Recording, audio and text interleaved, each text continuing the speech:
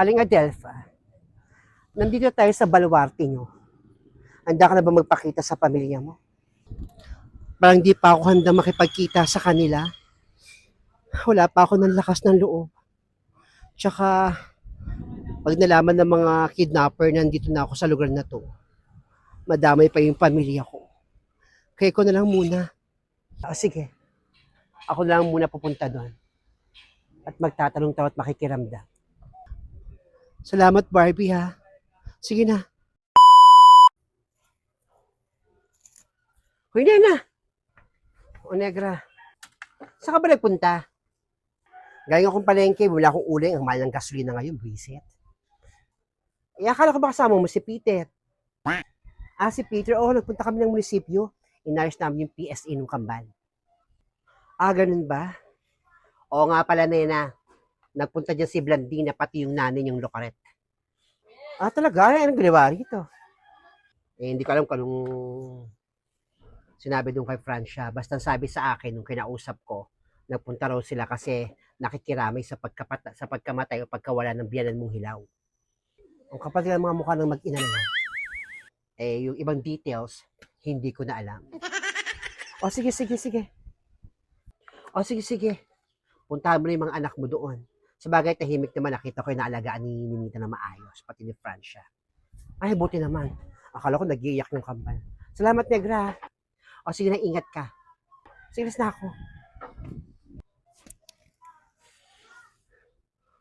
Ano kayo mga pinagsasabi doon kay Francia ng dalawang geng-geng na yun? Francia, kamusta? Okay lang, Nena. Naglinis lang ako dito kanina. Balita ko nagpunta raw dito yung sila Blandina, pati yung nanay niya ng loka-loka. Oo. Pumunta dito sila Blandina, pati yung nanay niya. Paano mo nalaman? Kinuwento sa akin ni Negra. Anong ginawa rito? Nakikiramay daw sa pagkawala ni Mama. Nag-offer ba ng pera? Oo. Nagbibigay ng 3 milyon para daw maibsan daw yung kalungkutan natin. Siyempre hindi ko tinanggap. Ayoko na ng gulo. Ayoko silang kasama rito. Nagdadalamhati na ako, napunta pa sila rito. Buot naman di mo tinanggap. Tama yung ginawa mo, sinusupalpal mo sila. Kaya nga Nasaan pala si kuya? Yung kuya mo, nagpunta doon sa bahay nyo. May kukunin daw yan siyang mga damit niya. Ganun ba? Nilapunta lang ako sa baba bibili ako ng napkin ko. Tagusan kasi ako dito kanina lakas ng regla ko, dumating pa yung mag-ina. Sige na. Bumili ka na at ako'y magluluto pa rin. Mahal ang gasolina. Sige. Meanwhile, Hi. Francia. Siguro nakipag-ayos ka doon kay Blandina, no? Tsaka doon sa nanay niya. Maayos ka, Hindi ako nakipag-ayos doon, Feli.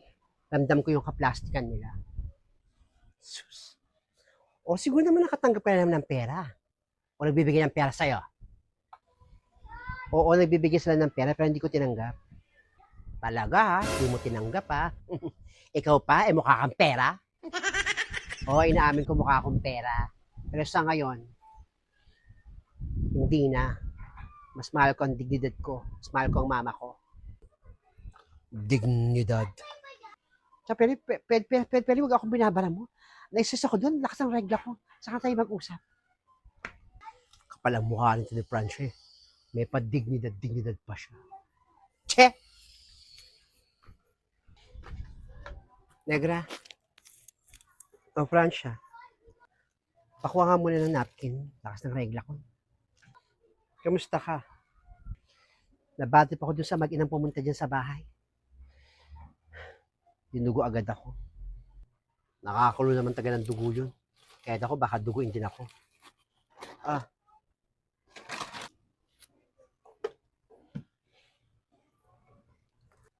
Diba may sukli pa ako sa'yo kanina? Ibawas mo na dun. Sige. Babawas ko lang yan dun sa sukli mo. Salamat. Sige. a few moments later. Excuse me. Magandang araw sa'yo. Po, natatandaan mo pa ba ako? Bakit parang gumanda siya? Nag-iba yung buhok niya. Ako si Barbie, yung humihingi ng tulong sa mama mo para mahanap yung kaisa-isa kong anak. Ay oo, natatandaan ko kayo. Kamusta na nga pala si Aling Adelpha? Ang bait naman niya, tinatanong niya pa kung nakita na si Aling Adelpha. Sa bagay, si Aling Adelpha taga kasi ang nakakaalam kung nasan yung anak niya. Hindi pa rin ho namin nakikita hanggang ngayon. Kaya nagpadasal na lang muna ako kung sakaling wala na si Mama. At least kaya paano guided siya ng Holy Spirit. Ganun ba? Naku, pasensya ka na dahil sa akin napaiyak pa kita. Naalala ko na naman si Mama. Nakita niyo na po ba yung anak niyo? Naku, hindi ko pa rin nakikita yung nawawala akong kaisa-isang anak. Kawawang babae. Hindi pa rin matagpuan ang kaisa-isa niyang anak. Pasensya ka na. Wala akong may tutulong eh. Alam ko. Sige, maraming salamat sa'yo. Sige na po. Ayoko muna pag-usapan si Mama eh. Ingat po kayo. Basta ako.